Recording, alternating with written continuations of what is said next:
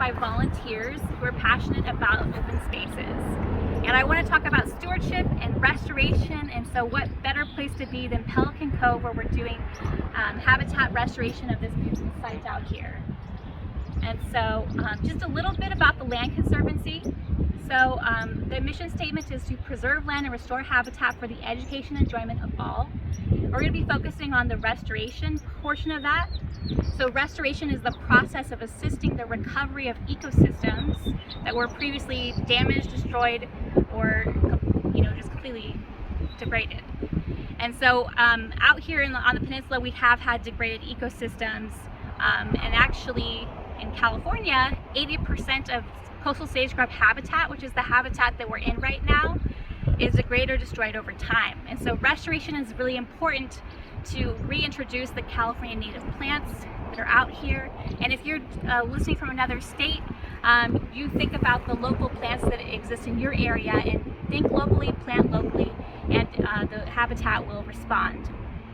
And so specifically, I want to talk about a couple of our special status species that we have on the peninsula that we work very closely with to help with the restoration and recovery of these species. So there's 4 species. There's 2 butterflies and 2 birds. The Palos Verdes blue butterfly, which is federally endangered, also the federally endangered Ellesmere blue butterfly, the California gnatcatcher, and the coastal cactus wren. So the 2 butterflies rely specifically on host plants. I'll talk a little bit more about the Ellesmere blue butterfly in a little bit.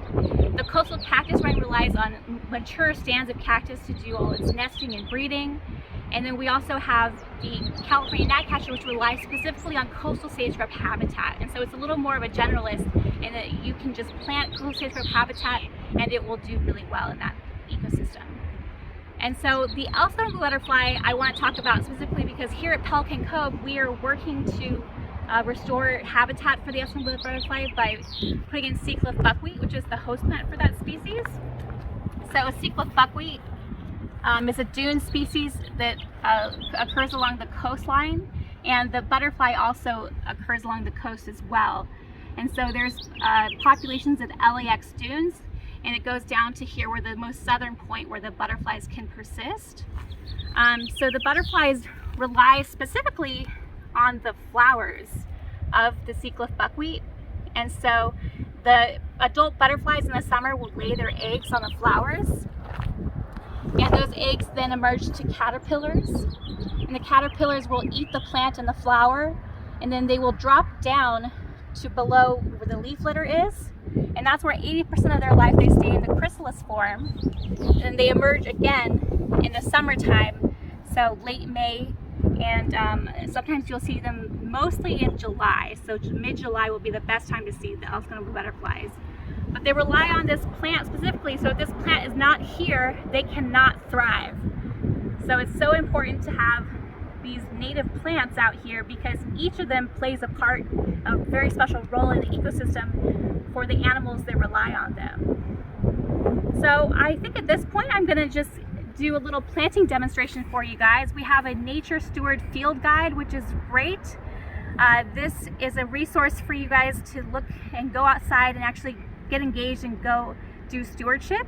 I have a planting demonstration that is included in that, and you guys can check out this video as well. Alright, so now we're going to do a planting demonstration. So the first step is to dig a hole.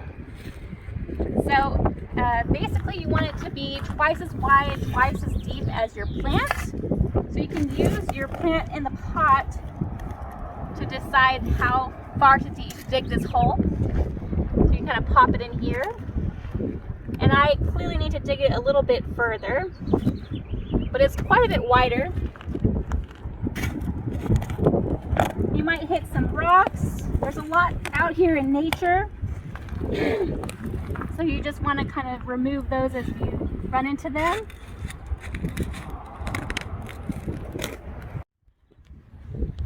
And now the plant is about where I need it to be. I just need a little bit of space down below for the roots to spread.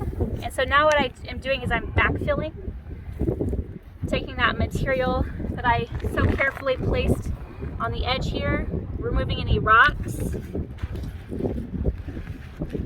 And I can see that's about the level. I want it to be exactly even with the ground around it. So my next step, we're going to give this plant a nice massage. Everybody needs a good massage. It's a very stressful time for this plant. It's being released from our nursery and now into the wild. So I just place it along here. And then I'm gonna, this is important, I'm gonna backfill everything carefully. And just kind of break up the soil and make it, I want to spoil this plant a little bit. You want to make sure that there's enough soil to completely cover the plant. I shouldn't be able to see any of this.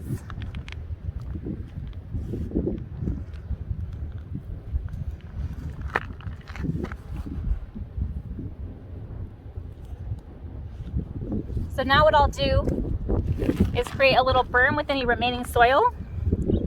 What that does is it helps to retain the water when I water it.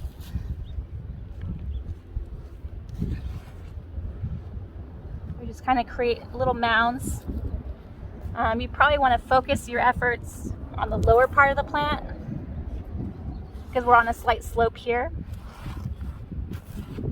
And then the last but not least, you'll want to water your plant.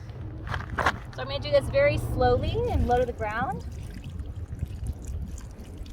So I want to make sure I don't lose any water. I'm going to lose some water because my berm is not the best, but you guys will do better.